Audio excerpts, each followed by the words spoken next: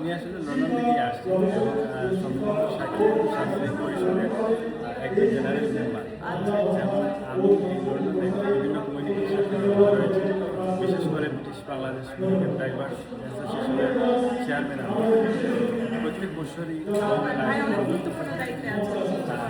প্রত্যেক বছরই এই বই মেলায় আমি আসার চেষ্টা করি, কারণ বই পড়ার অভ্যাসটা বাংলাদেশ থেকে গল্পের বই পড়তাম, এইগুলো অবসর সময় কাটাতাম। এখন যদিও ইলেকট্রনিক মিডিয়া বা ডিভাইসের মাধ্যমে সময় কেটে যায়, কিন্তু এই পুরোনো অভ্যাসটা এখনও বুঝতে পারছি।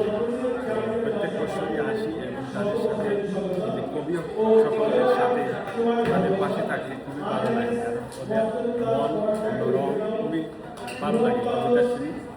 ইনশাআল্লাহ সবসময় আমি তাদের পাশে থাকার চেষ্টা করব, যদিও সদস্য হিসাবে না থাকি, শুভাকাঙ্ক্ষী হিসাবে থাকি এবং সবাইকে বলবো আজ কাল দুদিন ব্যাপী এই মেলা তারাও চলে আসে। অত্যন্ত সুন্দর পরিবেশ।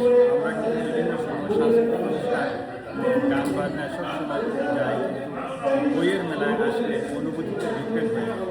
আমি অনুরোধ করবো সবাইকে আসার জন্য। আপাতত ধন্যবাদ আমাকে শুনতে।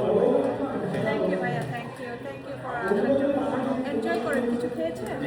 ঠিক আছে ভাইয়া।